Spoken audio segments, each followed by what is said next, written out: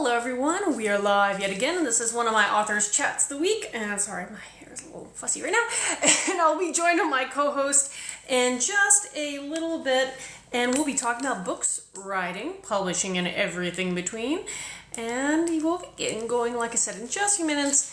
Always takes a little bit of time for this app to kind of notify people, but yeah, so it's been weird because it's a short week, and so I feel very, not lackluster, but I feel like I could be achieving a lot more normally, and it's just so weird because I'm already at the end of Tuesday, and I feel behind from all the things I want to do. One of my goals this week is to put up the last, Volume 6 of the Garden Speaker's audiobook, as well as the first omnibus of that series audiobook, onto my website bookshop, because I'm actually starting to transition things and get things going that way. So I'm kind of excited that I'll soon be able to sell audiobooks direct. And but that's just a little side thing of my personal goals of the day. And let's see if I can send my invite to my co-host, but yeah, I'm almost done setting up. I was hanging up different pieces, art pieces and other things on the walls of my office now, and so it's really looking like an office, which I am very excited. I feel like that will also help me kind of focus in on my writing. Hi! How are you? I'm good. Thank you for coming and joining me this evening. Yeah, thank you for having me. I'm excited to be here. I don't know if you've ever listened to one of my live chats before, but pretty just casual, and we just hang out. I let you, because you're my co-host this week, kind of introduce yourself and what you write, and we just go from there. Okay. Well, hi everyone. My name is Cassie Corbin. I'm a young adult sci-fi author, and my debut novel, The Elemental Project, just came out May 7th, actually. Yay! It's so exciting. I know. My friend and I actually talk a lot about your books specifically, where we have like a matching TBR, like we try to read together, and so I sent him one of your videos, and I was like, we gotta add this to the list. Aw, that's exciting. Well, thank you. I feel flattered. Hi, Derek. But no, that's the cool thing about this platform is you can find so many really interesting and neat authors and books that you might not have discovered outside of this place, because it's very friendly, especially for indie authors. Now, did you mention if you were indie, or did you publish with a publishing house of some sorts? I'm hybrid, so Nice. I get a little bit of indie and a little bit of trad. I don't know, a lot of the work I do is very indie, but there's a lot of backhand work that's more aligns with trad, so people have called me an indie author, and I don't think they're wrong, but I don't know if they're right, so... Well, not everything has defined lines, and I see Derek saying hello to another sci-fi author. Hi, Derek. Hello. So, for your most recent release, the one on the 7th, which is so cool that you just had it, what's the premise? Like, give me, like, the pitch, the blurb, your idea. Like, what's the book about? Oh, yeah. So, The Elemental Project, like I said, it's a young adult sci-fi. It's inspired by alchemical history, the actual works of medieval alchemist Dr. John Dee. He was an astrologer, and he worked for Queen Elizabeth I. The thing that he was known for the most, though, was angel summoning. He invented a whole language for it called Enochian, and he really dived into that work. And so this book is inspired by all of that, and it follows Guardian Lucas Sawyer and 4 angelic elementals in a secret society called Alundo as they try to create the Philosopher's Stone. That is so cool. I actually did not know that tidbit of information, and I'm shocked that I did it, but that is really kind of neat. How did you stumble across, because that's not something that I feel like people would normally be like, oh, I found out that there's this guy who summoned angels back. Yeah, no, it's such a weird little niche corner of history that I'd never heard of before. So I don't know if you've heard of the trilogy. It's called Ruby Red. Sounds familiar, but I have not read it. It was originally a German book called Reubenrot, but obviously translated to English, it's Ruby Red. And that book is also inspired by alchemical history, but it's more like time travel stuff. And the antagonist was also an actual alchemist, Count Saint Germain. And I didn't know that when I first read it, but I was doing research on that book, found that out, and then swan dived into alchemists and their medieval works. I found John Dee, and then I was like, oh my god, he was literally nicknamed the Wizard of Elizabeth's court. Like, her courtesans knew him as a wizard. And I got so intrigued by it, and I was mad that no one had ever talked about him before, but so much of our lives are different because of his work. He was the original 007, by the way. It's really cool. That is, no, I love, again, those obscure pockets of history, especially when they kind of overlap with either the paranormal or something a little supernatural. And I mean, that's one of the reasons why I wrote my Dark Viking series, The Guardian Speaker, was because I was reading and researching for a different project and stumbled across this little fact that back in that era, the people of what we associate as Vikings today, they believed that there were 4 parts of self, one of which was animal-shaped guardian spirit, and depending on the person's core personality would depend on the animal's shape. And I just thought that was so cool. And I was like, why hasn't anybody kind of written about that aspect of Norse mythos? And then I was like, wait, I am a writer. Right. I have the power. It's always the, like, oh, someone should write a book about this. And then you wait a little bit and you're like, I'm going to write a book about it. Well, that would be me. That would be me. I love that. And so, okay, so you said you are kind of a hybrid-like author. So how many works have you done? Because I know the latest one is the 7th. So, yeah, so that's my first book that I published. Yay! So how do you like, okay, having a couple weeks now under your belt of being a published author, how does it feel? How is it going? Because I know some people, I can speak from personal experience, it took me a long time to kind of build up steam, but I didn't know what I was doing at the time either, so. Now it's kind of like settling in that, like, my book is out there, it's for sale, people have it. I think it wasn't real until we had the launch party on the 18th. It was like the following Saturday, because that whole week I was just like, meh, it's out, I guess. And then we had the launch party. We sold 20 more copies at the party, and I was like, oh, it's real. Like, people have it. It's a little intimidating, but it's also like, it's a relief. Like, I feel like there's a monkey off my back now. Like, I can just be like, okay, I'm a writer now. Like, I'm an author. Like, I can just go publish books now. I think the first one was the scariest. Well, and that's true. I mean, if you've never published a book before, there's so many steps and so many things to consider. It's overwhelming. But once you kind of have, I'm a template person, I really am. Once you have figured out, you do this and this, and this is kind of the timing, each book gets easier because you figured it out, and now you're smoothing out the process and tweaking it, each time. But it does get easier because it's like, oh, it's possible. I've done it. And I will do it again. Hopefully, you will do it again too. Oh yeah. Is this supposed to be a standalone, or is this the first part of a series of some sort, or how are you? Yeah, which way do you like, series versus standalones? It's a series. There's the main trilogy, and then I have a novella planned, kind of in between. Nice. And a prequel. I always struggle with this question because I want to write something. The whole thing about the elementals is that it's a generational thing, and the first generation of them was started by John Dee in my book, and I want to write about that. I'm also so intimidated though, because I'm like, I would have to write John Dee as a character, and I don't want to mess him up. Well, okay, here's the thing, is because he's someone that a lot of people don't know, it's a little harder to kind of, as you said, mess him up. Now, will you get everything 100% accurate? Maybe not. And then, of course, the historian that stumbles across your book's going to be like, wait here. He was a brunette. Why did you, who knows what you're going to... I know, and I was the weirdo, like, staying up until 3 a.m. because I found his diaries online, and I was like, I will know everything about him now. That is cool. I wonder if those are in print. Maybe I can add that to my collection of They ancient are. text. It's so cool. I want it so Okay. bad. What was his name again? His name is, I'm going to write this down. John D.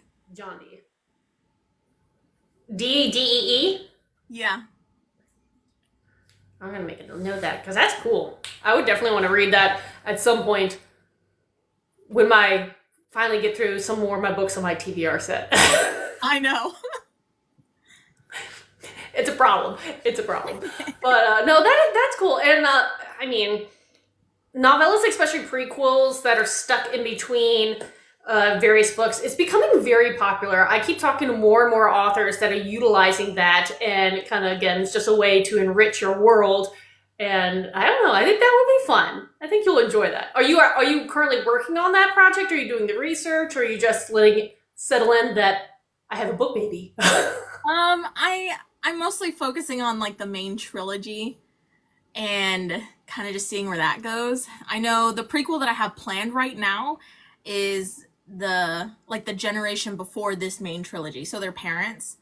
There's like a really big deal of what happens and what their parents do what their parents do leads up to what happens in the main trilogy. Mm-hmm. So I guess if I were to write from like John Dee's era, it would be like a prequel to the prequel. I don't know. You can have prequels that are at different points in history. That's the fun thing. There is no rules, and you're the one who designs how you want to tell your story, in what way, and how far back. So Yeah. that would be fun. I like that. A prequel. Prequelling quell? I don't know. I feel, okay.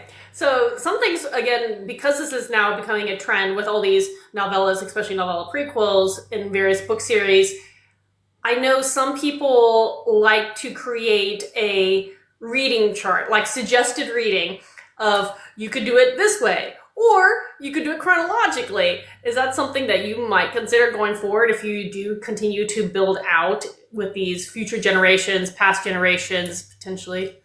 Probably. It'll probably be like a Star Wars thing where, like, yeah, you could watch it in the way that it came out, or if you want to follow the storyline, I would probably release like here's a chronological way to read it. That's good fun. Hopefully, I don't know. It's ideas. It's just things to consider and think about. But no, that's really cool. So, okay, I want to hear more about your launch party because I've never thrown a true launch party. I've done signings and I've done other things, but never a launch party. So, what was involved with that and what did you end up doing? So, it was a lot of fun. It was a little like terrifying to plan. Just because I couldn't find a venue until the very last minute, but we did find a really great indie bookstore here in Charleston. It's called Turning Pages. Aww. And it's great. They're the only like brick and mortar BIPOC bookstore that we have here, and they were so supportive. I was like, hey, everyone's turned me down, will you host me? And they were like, yeah, get in here. So that was great. So we had the book signing there, and what we ended up doing is I invited like 25 people there. I had a local baker make a cake that looked like my book. And then I don't know if you know Dietrich Stogner. He's another indie author here. He wrote Frostbitten. So he and a couple other authors, Melody Stout wrote Descendants of Merlin, and Kate Page wrote Poorly Wired Circuit. But they came to my party, and Dietrich, it was so great to see them. Dietrich actually led a introduction and a Q&A, and then I did a reading. It was like a page and a half, and then I did signings. And then we cut cake, and it was really cool. I had stickers and bookmarks, and a stranger walked in and bought my book just from like seeing everyone. He was like, everyone has that book. What book is that? And it was the last copy I had, so I was like, you want it? $20, it's yours. That's so cool. Hey, you sold out then. That is fantastic. That's more than just cool. That is fantastic. I love that. I was a little nervous there. Yep. No, I mean, it's hard to like plan events and like how many books do you bring, and I haven't done a lot of signings, so I guess for me I'd be always like, you want to theoretically sell out, but you don't want to sell out too early that you miss your chance to sell to others. You don't really want to lug books back. I don't know how it is for you, but I know since I'm an indie author, I have to lug all the books back and forth wherever I'm doing the signings. So Yeah, no, same here. I emailed the publisher and I was like, "Hey, I invited like 20 people. I think I'll order 15 copies." And they're like, you should order 25." And I did, and I ended up like giving some to charity. Dietrich is doing like a charity run with other indie author books, so I donated one to that cause. And I ended up having like exactly 20 to sell there, and it ended up just working out perfectly. I also, though, when I posted it on Facebook and Instagram, and I asked people like, "Hey, if you want to come, make sure you say something." Mhm. And thankfully, a lot of like local people that attended did respond, and they were like, "Yep, we'll be there." Aw, that's so cool. That's exciting. But don't okay. Going to the fact you said Charleston, and I feel like Charleston's such a vibrant, artistic, artsy community in general. Do you know if they do any kind of book events throughout the year in your city? It's growing more in like Okay, the that's what I heard bookish from one other Charleston realm. author, and that's was the idea was it's growing. But We have a cool little book festival called Y'all Fest. It's really cute. With like any author can sign up. I know Holly Black was here. I think maybe last year with Veronica Roth as well. wow. Like a bunch of big authors were here. I don't know if it's indie author friendly just because it's so big now. They have like bigger authors coming in. But I know in April, I think it was, there was like a indie bookstore day, and one of the local bookstores here did like a celebration of indie authors and stuff like that. Aw, It was really cool. that is neat. I love that. I do. Like, I live outside of Atlanta, so I'm sure there are a lot more events that happen there, but I'm starting to just like keep my ear to like either and be like, what's going on? What should I try? What should I Yeah. participate in going forward? And again, always trying to educate yourself on how to get the word out, find new readers, and make someone's day or make someone cry. I mean, some of mine are pretty dark. Maybe I'd make them cry. I don't know.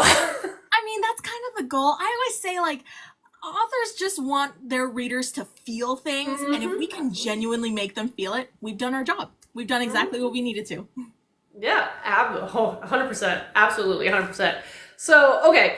So, with this whole process now under your belt, what was the biggest thing that you've learned going through the whole publishing cycle, Um, wheel, whatever? I I think the biggest thing I learned, and I learned it during my developmental editing stage, was Mhm. treat every single thing like a learning process. Like this is I didn't have a formal education as a writer. I didn't go to school for Mhm. that. So when I was getting my book published, I was kind of going in blind. I didn't have a author community. I wasn't on TikTok yet. Yeah. So I didn't know what I was doing. And I felt like I didn't know how to write a book, even though I'd written a book. So during my dev editing stage, like when you first get your dev edits, it's heartbreaking. It's like hard because you're having someone peel through every single thing and point out all your flaws and telling you how to make it better. Um, but I kind of stepped back and was like, oh, wait a second. This is teaching me how to be a published author. Like, Mhm. this is where I learn.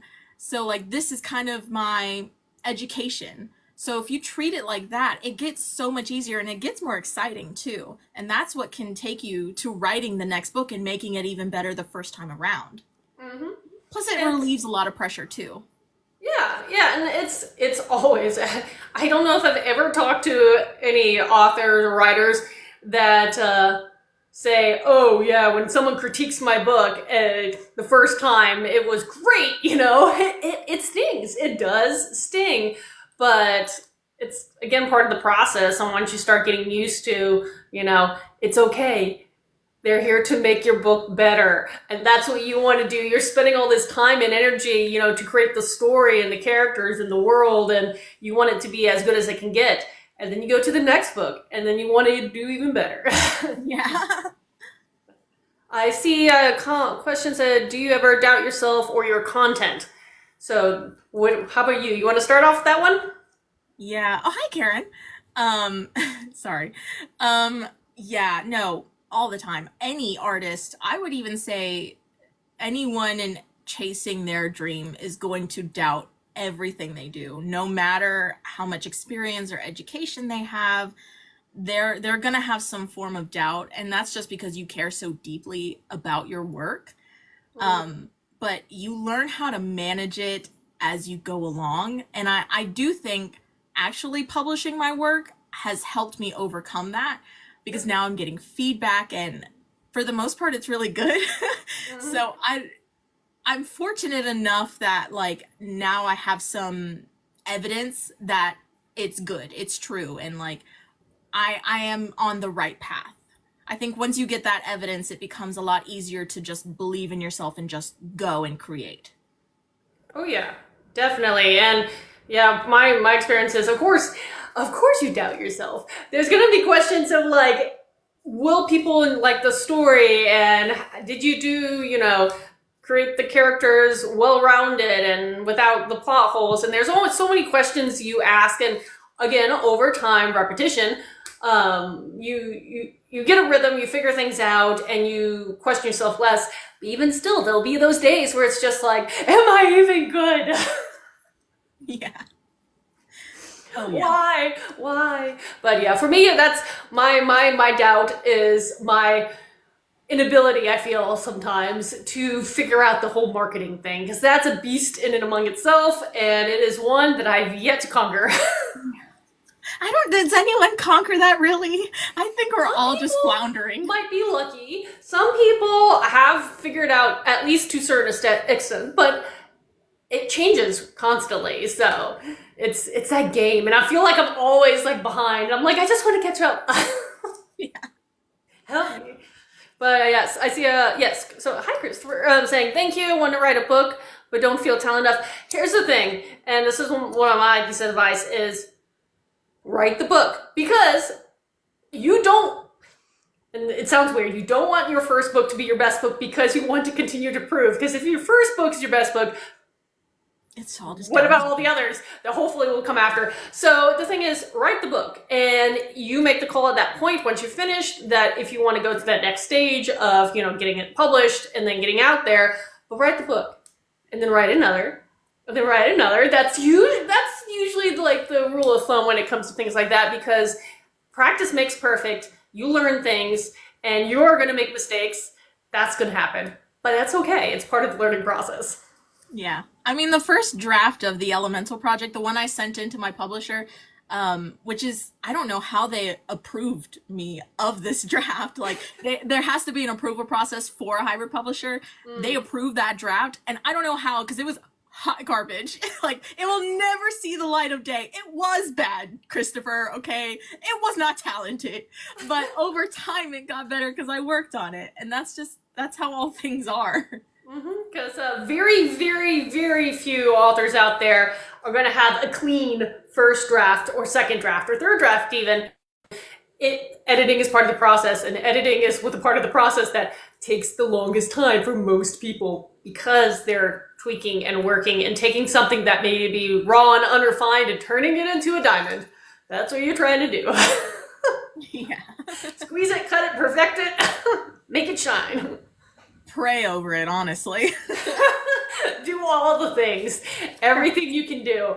Oh man, but no, it is. And then when you do finish your first book, it's so cool. It is a needed feeling, and you're just wow. Like for me, since I'm indie, I know I order my author's copies and proofs and everything, and it's still such a cool thing when you get that physical copy in hand of something new and be like, ooh, look at this. It's real, it's live, it's tangible.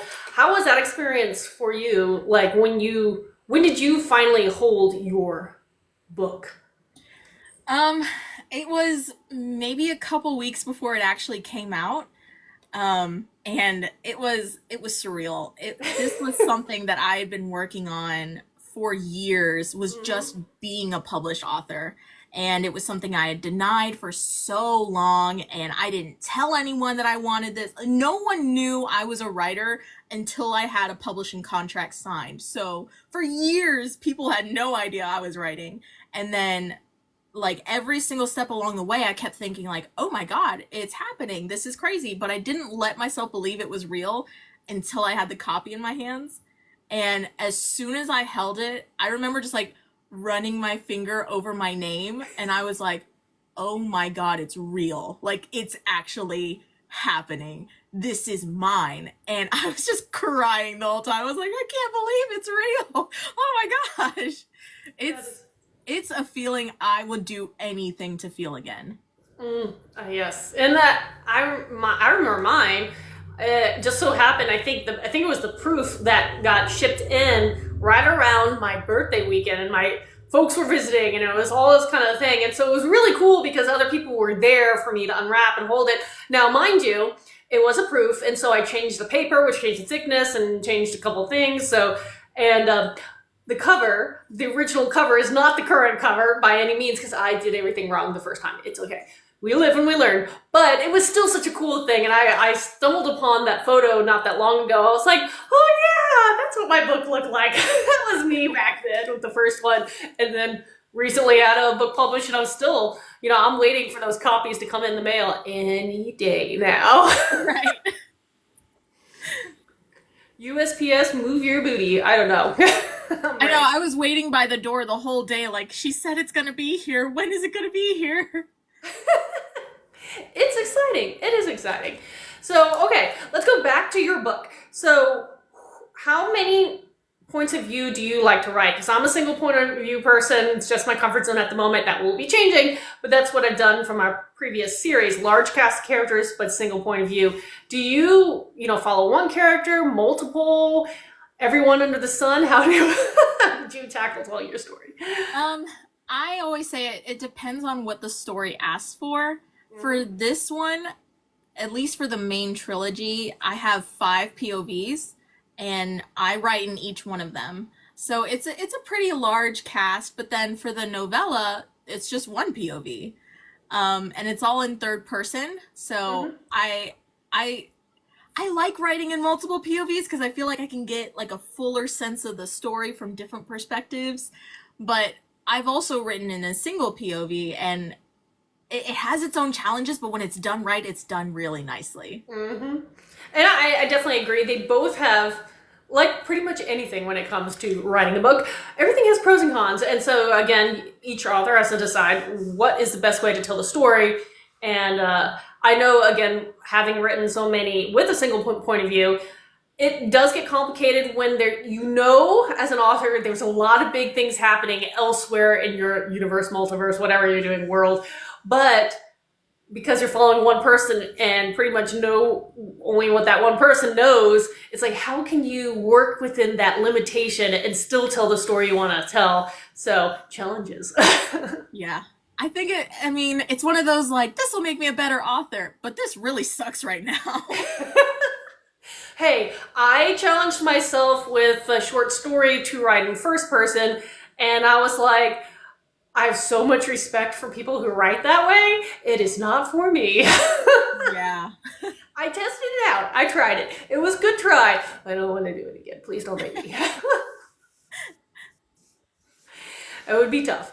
But yeah, no, it is fun also to change things up. But I get that. So who are your main characters in your book? So you have Lucas Sawyer. He's a guardian. He's full human. And he's the one responsible for protecting these angelic elementals and making sure that they create the Philosopher's Stone. Then you have Vita Eastwood. She's our earth elemental, and the thing with all the elementals is they're half angel, half human. So they have angelic blood in their veins, but they look like humans. But that blood is how they have their powers. She can speak to plants and animals. She has a dog, Otis, and a cat, Lula. You have Dos. He is the fire elemental, and he can also control and manipulate emotions, but only if he understands them first. So if he doesn't know what happiness feels like, he's not going to know how to manipulate it. But it's cool because he can also see and smell them.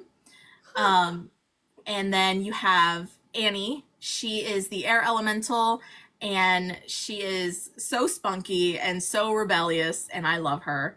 And then you have Adrian. He is the water elemental. He also has the ability to read minds. Ooh, that's cool.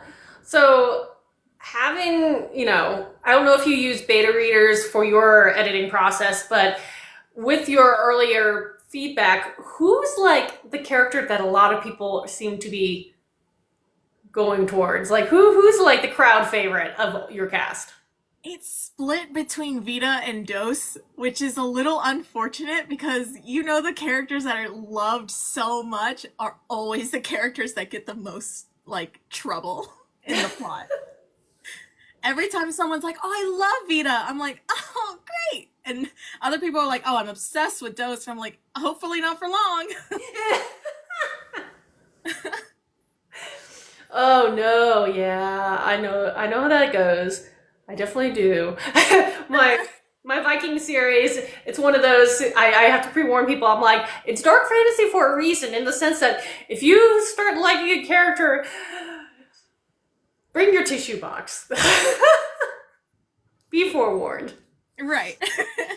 May not be the best outcome for your character. Just be forewarned. But no, it is kind of fun that when readers start clinging to characters, and again, maybe you'll get some questions like, so what happens next, or all this kind of stuff, and you're like, yeah.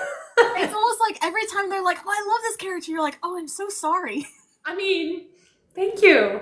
Right. It's a straight face. Thank you. That's good to know. Thank you for the feedback.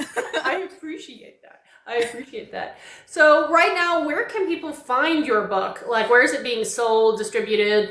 Where can people find and acquire? Anywhere books are sold. I like that. Anywhere online, yeah. Do you sell signed copies, or is that something you're going to just keep exclusively for face-to-face events?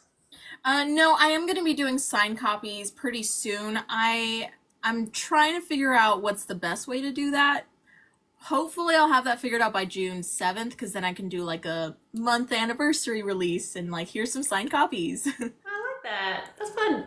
Yeah, no, I like doing the signed copies, and it brings me a lot of joy being able to send something a little special than, what they could get somewhere else, and I think that's kind of cool. But Yeah. So let me also ask, because these are just the logical questions, because if this platform is nice, and I always have to say that because sometimes it's not, I'll try to repurpose this video onto my YouTube channel that people can use as reference, and hopefully, other people will follow you and start reading your books down the line as well. But what formats is your book available at the moment in?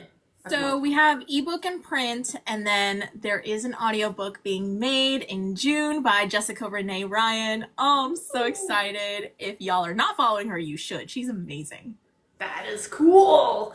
I love that. So have you heard any of like the voice, snippets or clips or anything of the audiobook? No, not yet. She's not going to start working on it until June. So Okay. I think that's when she's going to start sending me snippets. But I keep like, I hear her lives, and I've heard some of her audiobook work before. And I keep trying to like imagine what her voice is going to sound like with the different characters and notes that I gave her.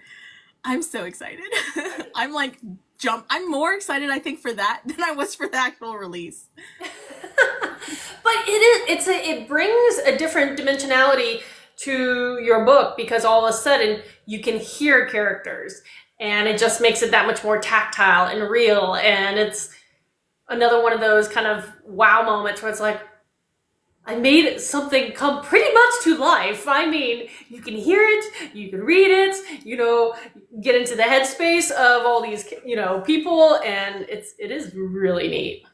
Yeah, I'm because you have an audiobook out too, right?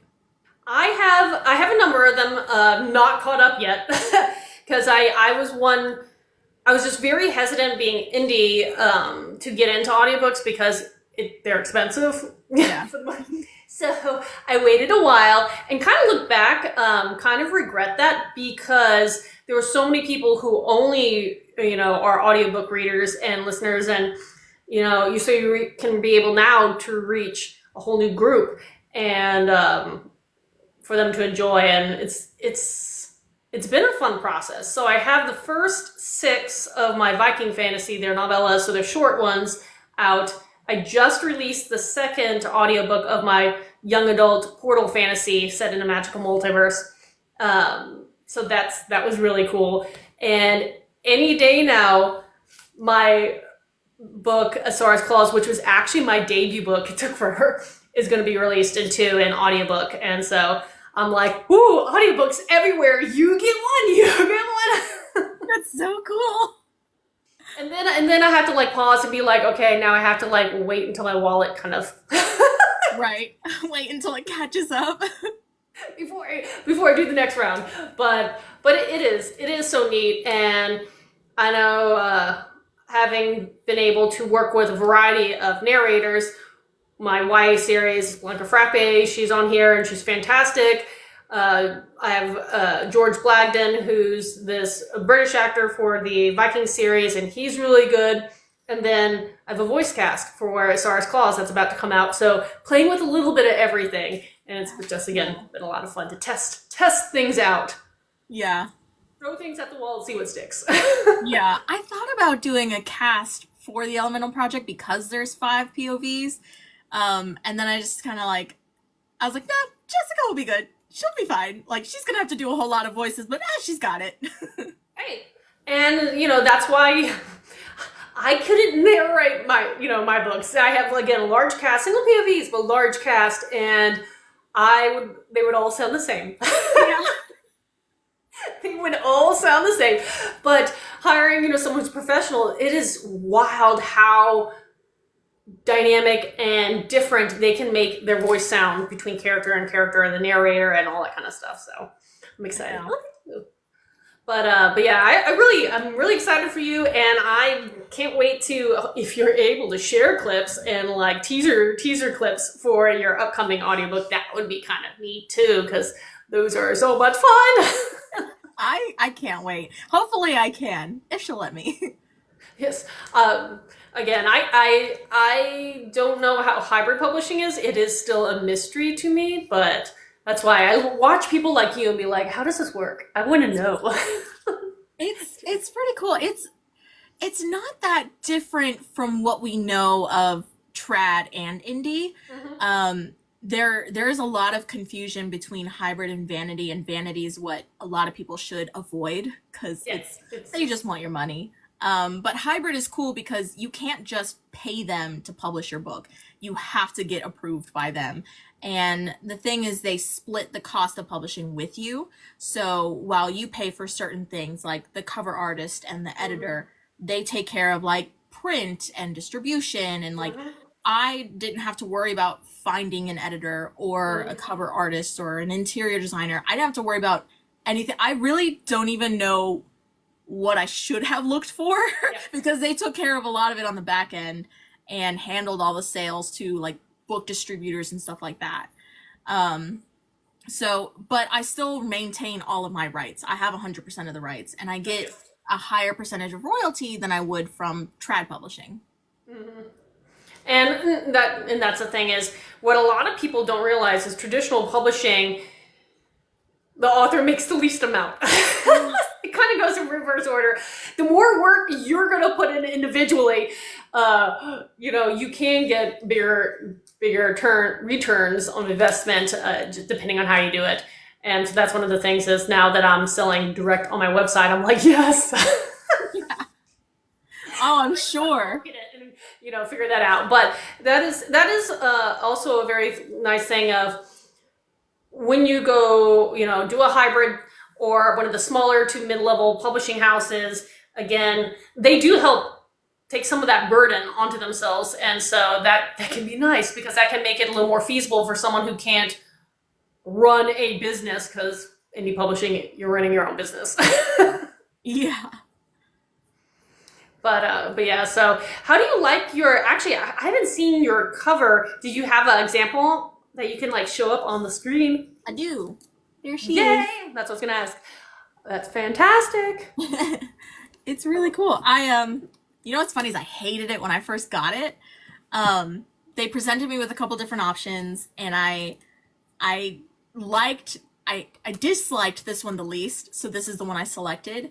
Mm-hmm. And then like a week later I looked at it and I was like, oh my god, it's a great cover. What? I don't know why. I just saw it at first and I was like, meh, I don't like it, but whatever. Well, it's again very hard because we as authors might have something in the back of our mind that we want. And my first book, like I said, I had it designed the way I wanted it to look like, but it wasn't right for the genre and the subgenre and the age and all that kind of stuff. And so realizing that and then having it redone all of a sudden allowed, it to be found by the right people and started making sales. And sometimes it's, hard to like look at something and be like, that's not what I want, but is it what you need? Right. Yeah, I know it was marketable, but in my mind, I was like, oh man, I had this idea of it. It's gonna look like this, and it'll have this theme. But now I'm like, no, that actually would have been so lame. That would have been so weird. And I was like a high pitched squeaky. And maybe you never know, if you really wanted to test that out, you could, don't know hybrid, don't know what you were allowed or not allowed to do, but maybe have like a special release or a limited run of a special version of it down the line. You never know. Well, we'll see. I know for my next cover for the second book, Melody Stout, she wrote Descendants of Merlin. She also does cover designs for indie authors, and she's going to be working on my second book. I'm so excited. Oh my God. She's excellent work. She is so good at what she does. That is really cool. Let me ask, because the hour is starting to speed by. It always feels like that. I look up, I'm like, oh wait, hold on. Let me make sure I get a couple of the other big questions. Where can people find and follow you outside of Book Talk? Because obviously you're here. Do you have a website? Do you have a newsletter? Where can people, find and continue to know more about your publishing? I'm on Instagram, same handle name, author Cassie Corbin, and I do have an author website. It's just cassiecorbin.com, very simple. I like that. And we are pretty soon going to be coming out with a YouTube channel. Ooh. I don't know when, but at some point. Ooh. And will that be yours, or is that your publishing house, or how? Just mine. Ah, fun. Yeah, I was going to say, I am an advocate of repurposing things, and that's why doing lives like this and being able to then share that on YouTube for then a whole new group. I mean, you can do a lot with your YouTube channel if you wanted to without taking so much time. That's the thing. Yeah. It's like, who has an unlimited amount of time? Who does? A lot of time that goes into social media. Oh my gosh. Yeah, and let me see. Oh, I see a comment popping up. Favorite helpful. Hellmouth is in the U.S. Ah, interesting. Her favorite helpful Hellmouth. Karen, what? I was going to say, that almost sounds like it should be a title of something. Like, because I know Hellmouth, well, I was going to say, that's very Buffy the Vampire Slayer from over there. Oh, okay, helpful was wrong. It's okay, typos happen. But yeah, no. Hellmouth is Buffy, yeah, okay. I've never seen Buffy. I'm lost. It's okay. It's just a terminology that it's one of those, again, I'm surprised that a lot of people don't use certain terms, and a Hellmouth or a Hellgate is, one that a lot of people throughout cultures all around the world utilize, and I just remember popped up a lot in Buffy the Vampire Slayer. So what would you say your book is similar to? Actually talking about, it could be a TV show or a book, a movie, what would you pitch it, toward like someone who's like, I have no idea? I would say, so there's a couple of book series and a TV show. So this sucks because every time I say these series, everyone's like, what? But Ruby Red, like I said before, mm-hmm. Vampire Academy, and I would say the TV show would be a lot like Avatar: The Last Airbender.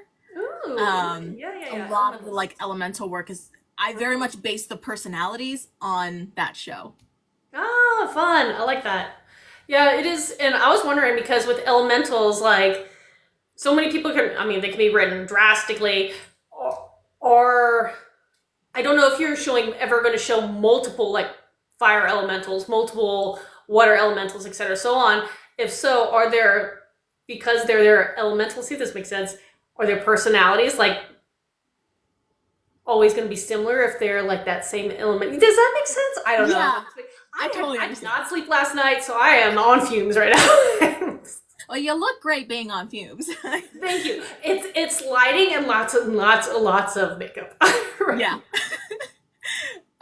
Yeah, so I very much was like, okay, all fire elementals are going to be like this, all air elementals are going to be like this, but of course, as you have like different people, it'll have like little differences here and there, but it's very well known, like in this world, air elementals are rebellious and fire elementals are studious and stern, things like that.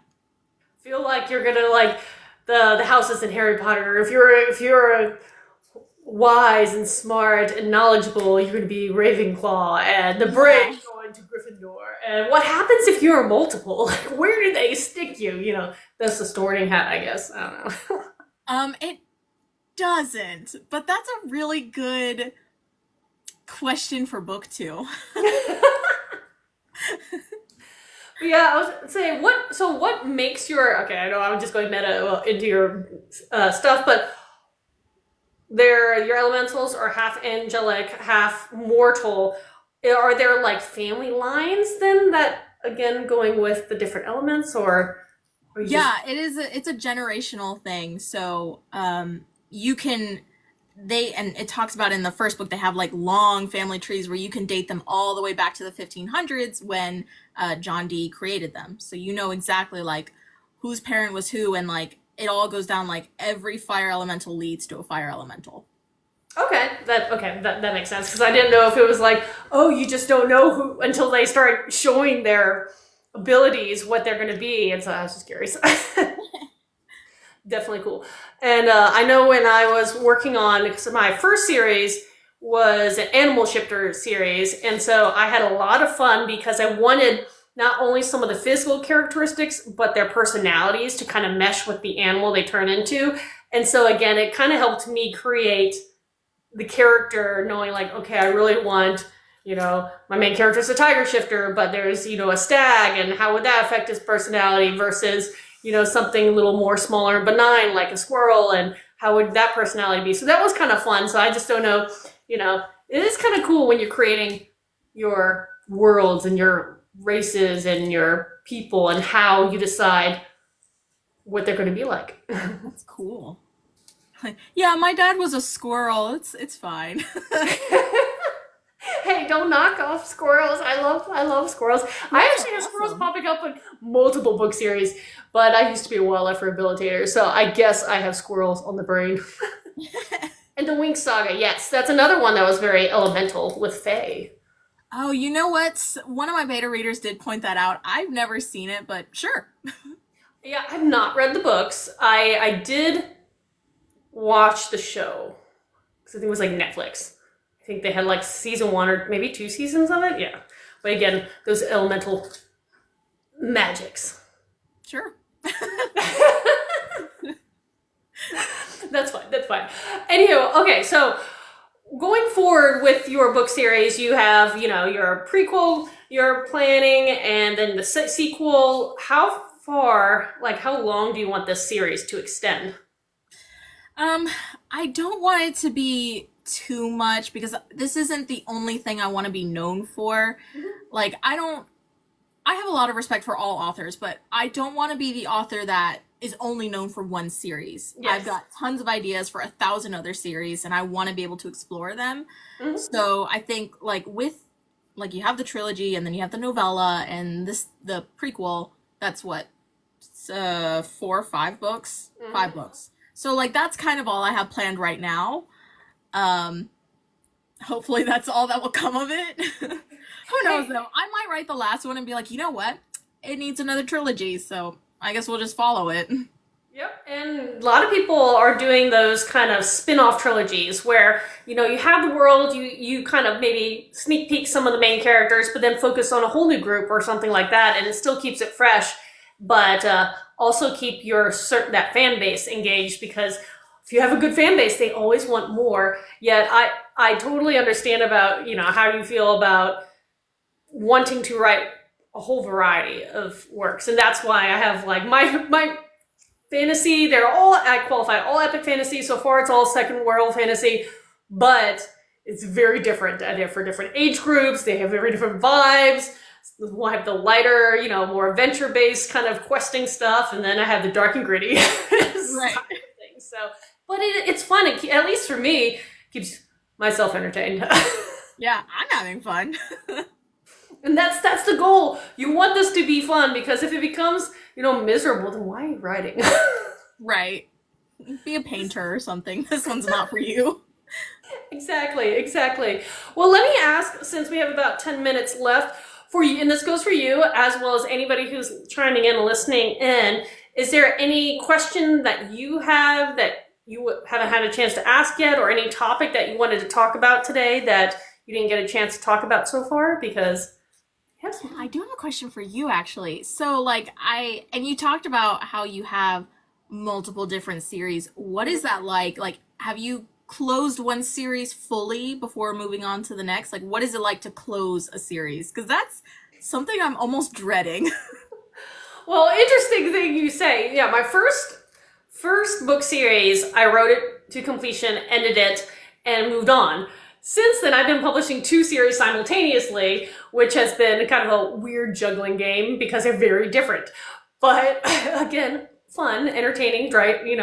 Obviously I like to bite off more than I can chew sometimes, but I'm about to finish up a second series now. And it's such a weird feeling, because you get invested in the world and the characters and the situations and the, depending again on what you write. My first series, I created a whole pantheon of deities for one of my races, and for this next one, it's my Viking fantasy that I'm hoping to wrap up by the end of the year. It's retelling of Nordic myth, essentially, and but you invest in your characters, and I call them my book babies because it kind of feels that way. So to say goodbye to them is kind of like, Yeah. It's rewarding, just like publishing your book, because it's like, I did this. I wrote a series. How cool is that? But it's also sad because you say goodbye, at least temporarily. You're saying goodbye to those characters, and it can be a little emotional, fully expecting that to happen. Because you spend years and years working on these things. But another thing to think of positively going forward is there is a huge group of readers that only read complete series. They will not touch anything that isn't a standalone or a finished series because they want it and they want to read it back to back and they don't want to wait. And so when you finally have that to offer, you can potentially reach a whole group of new readers. Gotcha. I always imagine that, like, when is the last time I'm gonna write Lucas's name, one of the main characters? Mm-hmm. What is it gonna, and I feel sad just thinking about it, and I'm like, I don't know if I'm ready. That's like 2 books away, so like, whatever. I'm fine. You take your time, and it's gonna be, at least for me, it was hard to say, oh, it's over. Because I know what happens to them thereafter. I'm just not writing about it, but it's like, I'm kind of like, oh, I'm gonna miss you guys. Have fun. Bye, I guess. Bye. I see a question popping up saying, what would a marker of success look like for you? I think that's something that everyone has to define themselves. For me, a marker of success was someone I didn't know telling me they liked my book. And when I started seeing reviews on Goodreads, that was when I could sit back and I was like, I'm a good writer. Like, okay, that's all I wanted to accomplish, was me being a good writer. And that was my moment of accomplishing it. Now that you've reached that level of accomplishment, have you set a new goal, or are you still just being like, you know what? I'm going to take this time and revel in the fact that I created this thing. I've kind of been marinating it. It's been really good for my ego. Because for years I was just like, imposter syndrome is my best friend. And I'm like, oh, this is actually kind of nice. But I think I know my next thing for me, like a big moment of success, will be releasing the second book and seeing how fans will react to that, like how readers will react to it. And hopefully I will see like a bigger maybe reaction, like outreach, because, for the first book, it's kind of like you start to get some people's attention, but they're kind of like, who are you? We'll see. But as you progress through the series, I imagine more and more people get intrigued. So I'm interested to see how that's going to happen. My goal for that is just let's release a second book and see what people think. Yeah, and one of the, I'm trying to remember which author said this like a lot. I can't think of his name. But anywho, the next book is the best way to sell the book prior. So it is kind of interesting because you release a book and then you'll have a boost of sales, especially for your earlier on one, because anytime you have a release, people start paying attention and they're like, oh, it's not the first book. And then so they go back and they start picking up the first book. And so, yeah, that does kind of help feed the system and allow you to pick up some new readers along the way. At least that's the goal. Yeah. Now, with your sequel and with your continuation of the story, I never thought of it this way until someone pointed out for my YA series, the Jed Chronicles. Each of the books has a very distinct feel. That is this book. Same characters, same overarching story, but they all have very distinct feels versus my other two series where just the way it's written, they kind of flow into each other and it's just almost like a continuation in just parts. Do you have any idea of which way you're writing your trilogy? Are they all going to be very distinct or are they going to just flow? I think it is going to be very distinct because I finished writing the draft for my second book, and as soon as I hit like the end, I was like, this is way darker than the first book was. Holy crap. And I know like it grows with the characters. So as they age, like the theme and the vibe will kind of age with them. But yeah, it's going to be very distinct of like, okay, in the first one, like they were 18 making stupid 18-year-old decisions. And then the second one, like now they're 19 and those decisions have consequences. I love playing with that idea of, especially if you have a younger cast, they make choices, good, bad, or the ugly. And then you come back and you're like, well, let's talk about the bad and ugly because we need to go back to those points. Let's see what the ripple effects are at this moment in time. And I do love that one, and it is kind of cool.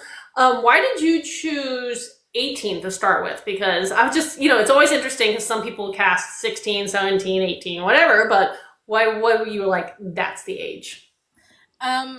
Because that's when you can do a little more, like you can be a little more flexible with that. Because, when they're like 16 and 17, you kind of have to parent them a little bit. Like, okay, you can't mention underage drinking and anything like that. But with 18, like you can be a little more flexible with their independence and how they're interacting and interfacing with the world. It also kind of worked out because that's the age that guardians graduate in my book, and Lucas is a guardian, so he's fresh out of guardian school, getting his first assignment. This is his first big deal. And it also worked out because I didn't have to worry about the logistics of them being in school. I just didn't want to care about it. Yeah, because that kind of then dabbles with the academy style literature and fantasy and all that kind of stuff. And academy is great, but it definitely is a distinct type of writing. And, if you're not writing with the intent of being a school-ish vibed series, avoiding that kind of early confusion is maybe not a bad choice. Not a bad choice. It's helpful. Yeah. So I guess because we are rounding the end of the hour, one of the things I wanted to say is thank you for joining me, first and foremost. This is very fantastic, and I'm excited for you so much for your your book and being able to enjoy the accomplishment. Because how long did it take you to write your book? Because they don't come out like in a day. So how long were you working on your? About a year was how long it took me to write it. Hey, that's not bad. That's what I found is my average. I can get a book out in a year, although my novella I wrote in like 3 weeks, so I don't know, maybe I'm wrong. Hey, That is kind of cool how, for whatever reason, some works just move super smoothly and you're like, yes, yes. Other ones, okay, maybe they take a little bit more time. Doesn't mean they're any less good or bad or whatever. It's just they take time for whatever reason. And I'm kind of working on a book right now that I'm kind of slogging through it. And I don't know why. It doesn't make sense why it's just so slow for me to go through it when other books of the series were pretty quick. I'm like, huh, okay. Whatever you need, I guess. It's okay. But no, that is so cool. I'm so happy for you. I can't wait to hear about your audiobook coming out later on this summer and see how all that works out for you and the rest of your series. And for me, it's time for me to go walk the dog. Oh, nice. his 8 p.m. Outing. But thank you so much for hanging out. Thank you for everybody else who's been chiming in and asking questions and just letting us talk about books. Yay. Thank you for having me. And I will, if you ever want to do this again, I play them in advance, obviously, but I do them weekly. So feel free to jump back in on one of them, you know, when you've released maybe your audiobook or something, and we can kind of do some kind of audiobook thing. I don't know. Okay. Well, thank you, everybody. And I am about to go because I have like 2 hours of sleep. So bye. Bye.